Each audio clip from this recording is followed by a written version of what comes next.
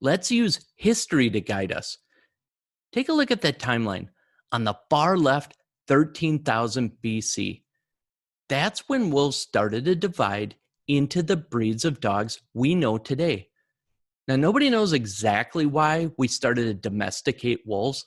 There's a lot of ideas out there, but DNA has traced it back to a single female wolf. So that's 15,000 years ago.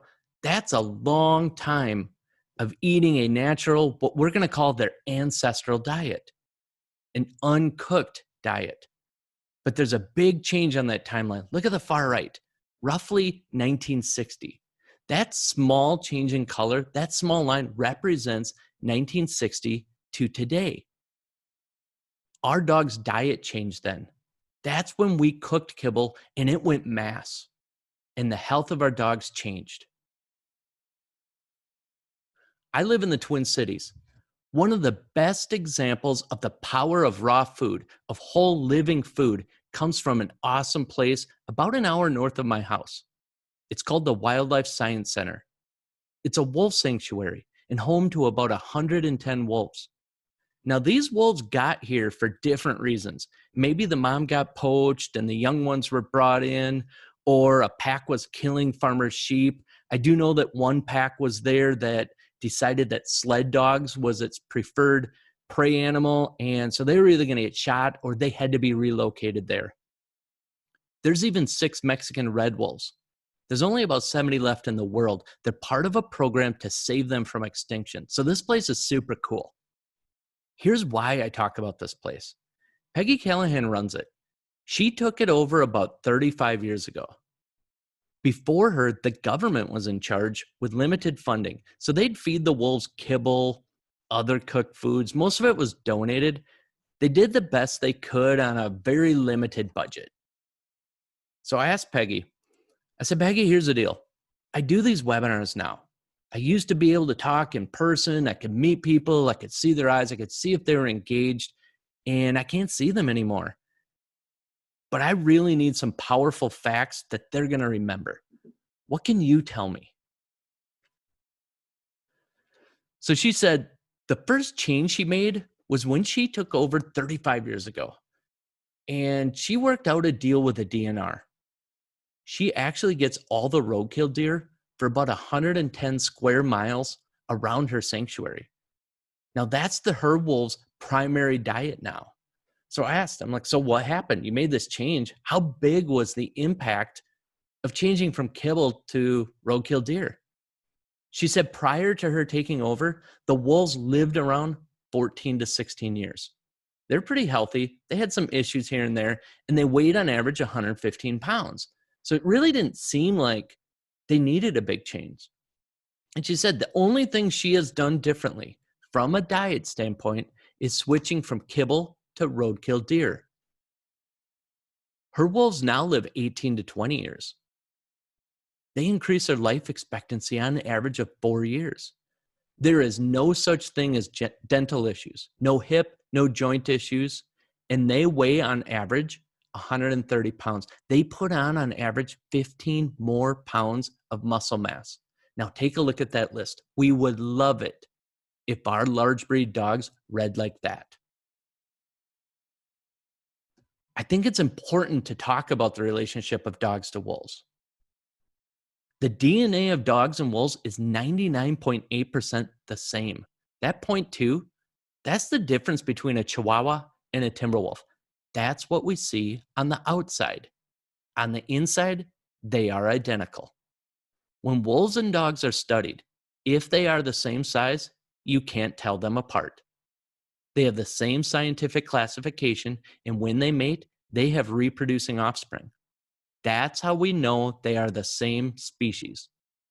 By comparison, when a horse and a donkey mate, they have a mule, but it cannot have offspring. Horses and donkeys are different species. Wolves are preferential carnivores, meaning they have to behave as an omnivore sometimes. They aren't that good at hunting and need packs to survive, so they will graze on seeds. They'll find grains. They'll eat wild berries. There's lycopene in wild berries. It's an antioxidant. It's directly related to heart health. They'll eat wild berries, but mostly this is to survive when prey isn't available. Preferential carnivore means when given the choice, they prefer and thrive as a carnivore. Let's talk about expectations. Now, most of us have spent the majority of our lives post 1960. Remember that timeline? That's when Kibble went mass. We have certain beliefs that we feel are normal, things we expect. We're used to seeing stacks of food in a feed store or pet store, or even grocery store, stacks of kibble. That's our normal. We think that's how you're supposed to feed a dog and a cat because we grew up with it. So let's take a look at that family. Clearly, those kids, they saw that dog at some adoption event, probably a local rescue, hosting it at a store, and that dog, you know, it had that adopt me vest on, gave them the sad eyes, and those kids fell for it. And they overpowered that poor guy in the back, the dad. They even said, "Dad, let's rescue this dog." And they played him like a fiddle. I think he even might have the word sucker tattooed on his forehead because he fell for it. Because we all know what happens when kids talk you into a new dog. You're left with a lot of work. He knows if you bring home a golden retriever, there's got to be some kind of rules. And the kids need to help out too. He can't be the only one keeping the dog off the furniture because we all know what happens when a golden retriever leaves the couch. It looks like there's a whole nother dog still laying there. That's how much hair they leave behind. And I live in Minnesota. If we don't scoop poop in October, it waits for us in April after the snow melts. And this guy, he's going to need some help grooming because we all know what stinky dog smell is. That list, take a look at it. People expect that. Not one thing on that list is actually natural. I showed that list to Peggy at the Wildlife Science Center. And she said, "Here's the deal, Joel. If dogs in the wild shed everywhere, if they left piles of poop that lasted weeks, and if they smelled, they would starve to death. Every prey animal for miles would know exactly where they are. But we think of that as normal. There's no surprises on that list. Shedding in the wild should happen about twice a year. Now, the exception to that is we keep them in our house, and then they go out, and then they go in the same day. There's going to be different shedding, but here's the thing. There's a big difference in a raw-fed dog shedding and having hair fly up when you pet a kibble-fed dog. A raw-fed dog's poop is very small. It's dark, it's firm. And this is the part I wish we could see each other. Every time I say this, somebody in the audience has been a raw feeder their whole life and they nod in agreement. The poop dries up in the sun, it almost gets chalky and it washes away in the rain. Nature kind of takes care of everything. The fact that it's firm, it expresses the anal glands. The second we start messing with things, we start processing food, all kinds of damage happens. Nature's got it covered. Stinky dog smell, that's one of two things. It's either a pH imbalance where we smell bacteria coming through the pores of the skin, or it's yeast overgrowth. So why do we do it? Why do we feed our dogs a diet so far removed from what a wolf would eat? We can sum it up in one word: convenience. We're busy. We need fast. We got kids in sports. Well, we've been that way for a while. We've been that way post-World War II. Prior to World War II, we were the 17th nation in terms of industrial and financial power. Coming out of World War II, we were number one. And when you survive a war with that much at stake, you celebrate, you embrace life, you embrace family, you have kids. And because we're so good at industrialization, we could make roads where you could travel from Washington, D.C.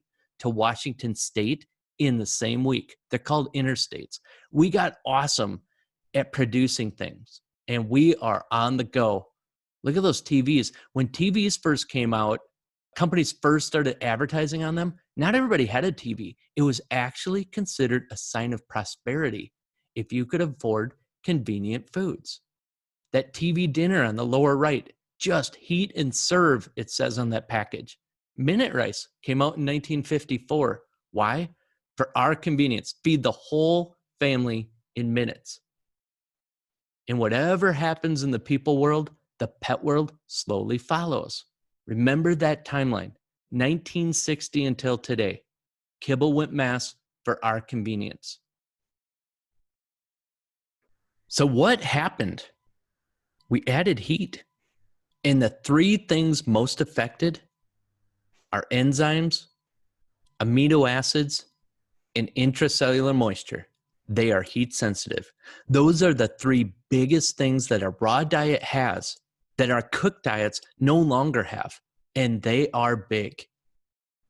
Let's talk about enzymes. In our pancreas, our dog's pancreas, our cat's pancreas, enzymes are produced. Digestive enzymes are one type, and they're found in our saliva and throughout our entire digestive tract. They have one purpose. Think here and now, right here. When you bite into an apple, they take the nutrition, that apple's power, and they turn it into a substance that can be absorbed and used by the body. The other type of enzymes made in the pancreas are metabolic enzymes. Now, they tend to be everybody's favorite. Bright eyes, great skin and hair, fingernails that don't crack. For dogs and cats, it's less shedding, toenails that don't crack, less odor in the litter box. But metabolic enzymes go a lot farther than what we see, a lot farther than the window dressing. Every single organ and every bodily function doesn't just use, but has to have metabolic enzymes. So look at that definition of the enzymes. A catalyst to an event. This is a way to remember what enzymes do. Enzymes are like the ignition switch for cell repair, the ability to heal, organ health, eyesight, long life. So if our pancreas is so important that it makes these enzymes that get the fuel that our body needs, and if our pancreas is so important that it holds the key to long life and healing ability, shouldn't it get preferential treatment and get dibs on the best nutrition? But it's not the only thing that's important in our bodies. We have eyes, brains, hearts, everything we have is important. And each one has to perform with the nutrition it's allotted. There's only so much to go around. But one thing that all living creatures do excellent, we use the resources around us. So somewhere along the way, we figured out that when we bite into an apple, there's enzymes in there. And we figured out that those enzymes pair really well with our digestive enzymes. So well that if we eat a lot of foods with enzymes, they not only aid in digestion, but our pancreas can make less digestive enzymes and spend more energy on making metabolic ones. Remember, bright eyes, skin, healing, heart health, long life, eyesight. That's what we want to do. So that timeline I showed you at the beginning, dogs started to divide into the breeds we know today about 15,000 years ago. That's a long time for eating uncooked foods, eating foods with enzymes. But then 1960 came along and bang, now their food is cooked. There are no enzymes. For all of their strength, enzymes are also quite weak. They are heat sensitive starting at only 120 degrees. And high temp cooking wipes them out. And when our dogs and cats don't get enzymes from food to aid in digestion, their bodies use metabolic enzymes to fill the gap. Remember Peggy's wolves? 18 to 20 years. More muscle mass, 15 pounds more on average than the kibble-fed versions. No dental issues. That's enzymes at their best. And we've all seen that dog that's short enzymes, enzyme deficient. Picture that chocolate lab, 8 years old, walks tired, looks exhausted, almost defeated, has this rough coat, sheds a lot. That's enzyme deficiency. And we all know that it is not just possible, but common for dogs and cats to go their entire life with everything cooked, never getting uncooked foods. So there's a chronic enzyme deficiency out there. For people, the number one source of enzymes is raw honey. Papaya and mango are number 2 and 3. After that, it alternates between fruits and vegetables. Even raw nuts have usable enzymes. For our dogs and cats, raw muscle meat, organ meat, raw bones, especially marrow bones, goat milk, all loaded with enzymes that aid in digestion. There's another of the big 3 that gets altered during the heating process: amino acids. Amino acids are the building blocks of protein. They are also a source of energy. For dogs and cats, there are about 20 amino acids needed for life. And about half of those they actually make themselves. But the other half are what we call essential amino acids. Those are not made by the body and need to come from diet. The best known essential amino acid is taurine. We hear about that one a lot, especially for cats. So taurine is found naturally in uncooked organ meat and fish, but our processed foods have to add it back in because it's destroyed in the cooking process.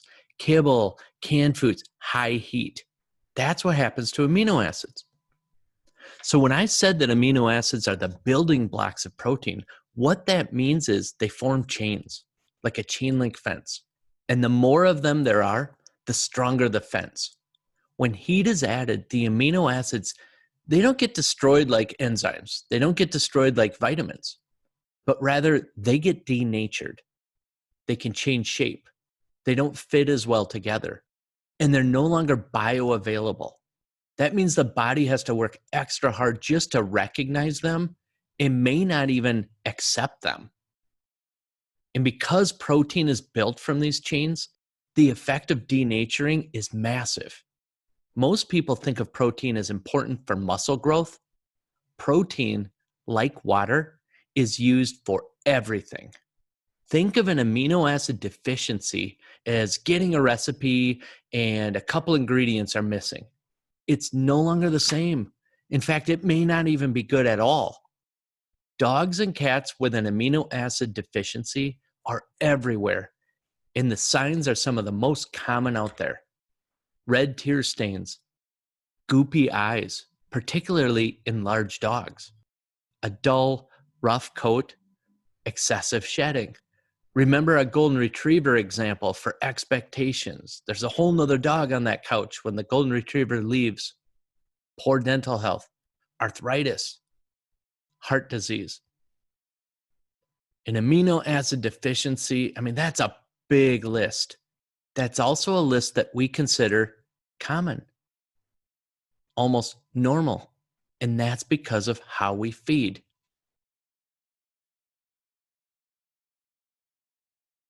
And there's another one. We are talking about the 3 biggest things that our raw diets have that cooked diets don't. The first was enzymes. The second was amino acids. And here's the third. It's called intracellular moisture. If there was one that stands out as having the most impact, it would definitely be intracellular moisture. Intracellular moisture is by far the most effective way to hydrate. When we bite into an apple, it is full of moisture. In fact, there's about 80% moisture in an apple. Now, each cell in that apple has cytoplasm. That's the liquid that's inside every single cell. When we eat that apple, we are actually hydrating at a molecular level. That's what intracellular moisture is. It's the cytoplasm that we're hydrating with. We're hydrating at the time of digestion, and it is super effective. I have a glass of water next to me, and I'm drinking it to try to keep my voice clear for you, but I'm also hydrating. The problem is, though, when we drink water, when I drink this glass of water, I'm wasting a lot of it in my body's process just to receive the water. I'm going to waste about 30% of this glass of water and only gain hydration from 70%.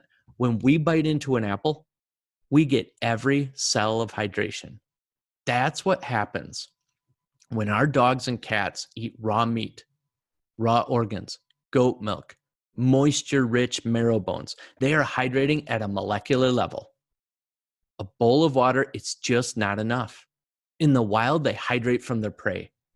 They can still dehydrate if water is their only source of hydration.